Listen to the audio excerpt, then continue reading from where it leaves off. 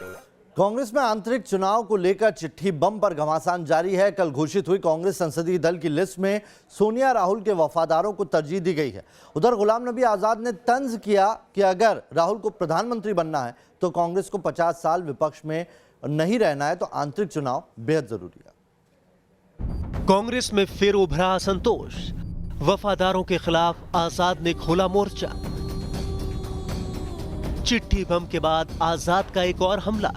कांग्रेस का अंदरूनी घमासान लगातार बढ़ रहा है। कांग्रेस कार्य समिति की बैठक से पहले 23 नेताओं ने कांग्रेस को सक्रिय होने के लिए जो चिट्ठी लिखी थी, उसके बाद एक तरफ राहुल सोनिया के वफादार कांग्रेस नेता हैं, तो दूसरी ओर गुलाम नबी आजाद ने मोर्चा खोल रखा है।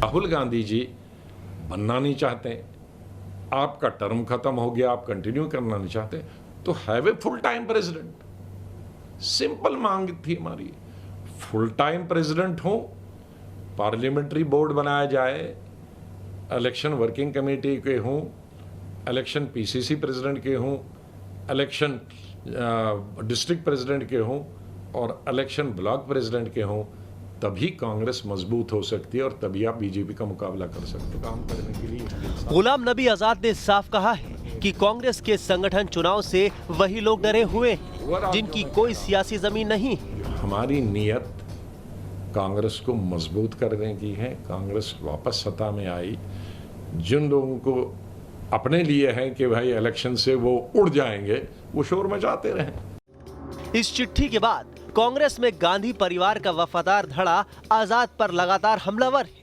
ये भी कहा गया है कि CWC की बैठक में खुद राहुल गांधी ने इन नेताओं पर बीजेपी से मिलीभगत का आरोप लगाया था। हालांकि कांग्रेस ने इसका खंडन कर दिया था। इसके बाद भी वाद विवाद का सिलसिला नहीं थमा। मीटिंग के बाद कांग्रेस ने संगठन में नियुक्ति के लिए 2 पत्र जारी किए हैं। इसमें केंद्र के अध्यादेशों पर विचार के लिए बनाई कमेटी में गुलाम नबी आजाद और आनंद शर्मा जैसे नेताओं को बाहर रखा गया है, जबकि लोकसभा और राज्यसभा में कांग्रेस संसदीय दल के पदाधिकारियों में भी वफादारों को ही तरजीह दी गई है।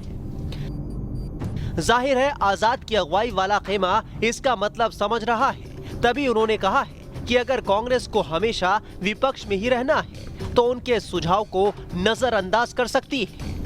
राहुल गांधी अगर प्राइम मिनिस्टर बनना चाहेंगे तो जब पार्टी मजबूत होगी तो तभी प्राइम मिनिस्टर बनेंगे ना।